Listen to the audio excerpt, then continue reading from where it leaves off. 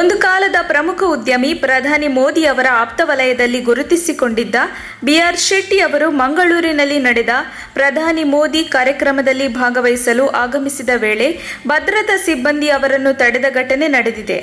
ಮಂಗಳೂರಿನ ಬಂಗ್ರಾ ಕೂಳೂರು ಪ್ರದೇಶದಲ್ಲಿರುವ gold Finch ಮೈದಾನದಲ್ಲಿ ನಡೆದ ಸಮಾವೇಶದಲ್ಲಿ ಈ ಘಟನೆ ನಡೆದಿದ್ದು, ಬಿಆರ್ ಶೆಟ್ಟಿ ಅವರ ಜೊತೆಗಿದ್ದವರು ಶೆಟ್ಟಿಯವರನ್ನು ಕಾರ್ಯಕ್ರಮಕ್ಕೆ ಬಿಡಲು ಅಧಿಕಾರಿಗಳ ಬಳಿ ಪರಿಪರಿಯಾಗಿ ವಿನಂತಿಸುತ್ತಿರುವ ದೃಶ್ಯ ವಿಡಿಯೋದಲ್ಲಿ ಸೆರೆಯಾಗಿದೆ. ಅವರನ್ನು ಕಾರ್ಯಕ್ರಮಕ್ಕೆ ಬಿಡಿ ಸರ್, ಪ್ರಧಾನಿ ಮೋದಿ ಅವರನ್ನು ದುಬೈಗೆ ಕರೆಸಿದ್ದು ಇದೇ ಬಿಆರ್ ಶೆಟ್ಟಿ ಅವರು, ಅವರನ್ನೇ ನೀವು ಕಾರ್ಯಕ್ರಮಕ್ಕೆ ಬಿಡದಿದ್ದರೆ ಹೇಗೆ ಎಂದು ಬಿಆರ್ ಶೆಟ್ಟಿ ಜೊತೆಗಾರರು ಅಧಿಕಾರಿಗಳನ್ನ ಪರಿಪರಿಯಾಗಿ ತುಳು ಭಾಷೆಯಲ್ಲಿ ವಿನಂತಿಸಿಕೊಳ್ಳುತ್ತಿರುವುದು ವಿಡಿಯೋದಲ್ಲಿ ಸೆರೆಯಾಗಿದೆ.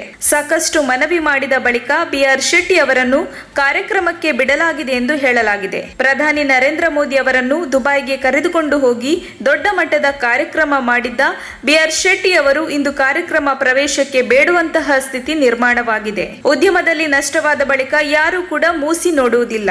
ಧರಣಿ ಮಂಡಲ ಮಧ್ಯದೊಳಗೆ ತಬ್ಬಲಿ ನೀನಾದೆ ಮಗನೆ ಎಂಬಂತಹ ನಾನಾ ಪೋಸ್ಟ್ಗಳು ಸಾಮಾಜಿಕ ಜಾಲತಾಣಗಳಲ್ಲಿ ಕಂಡುಬಂದಿದೆ. ಕೊಲ್ಲಿ ರಾಷ್ಟ್ರಗಳಲ್ಲಿ ಬೃಹತ್ ಉದ್ಯಮವನ್ನು ನಡೆಸುತ್ತಿದ್ದ ಬಿಆರ್ ಶೆಟ್ಟಿ ಅವರು ಯುಎಇ ರಾಜರಿಗೂ ಆಪ್ತರಾಗಿದ್ರು. ಆದರೆ ಉದ್ಯಮದಲ್ಲಿ ನಷ್ಟ ಅನುಭವಿಸಿದ ಬಳಿಕ ತಮ್ಮ ಊರಿನಲ್ಲಿಯೇ ಬಂದು ನೆಲೆಸಿದ್ದಾರೆ.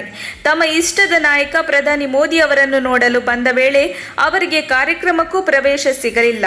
ಹಾಗಾಗಿ ಹಣ ಇಲ್ಲದಿದ್ರೆ ಯಾರು ಮೂಸುವುದಿಲ್ಲ ಎಂಬಂತೆ ಸಾಮಾಜಿಕ ಜಾಲತಾಣಗಳಲ್ಲಿ ಈ ಘಟನೆ ಭಾರಿ ಚರ್ಚೆಯಲ್ಲಿದೆ.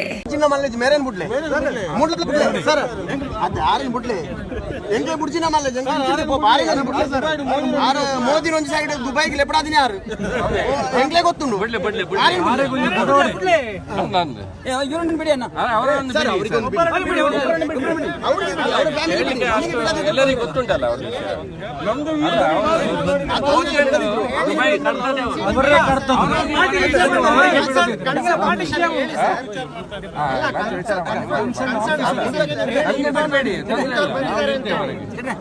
ಸುಮ್ಮನೆ ನಿಂತ್ಕೊಂಡ್ರೆ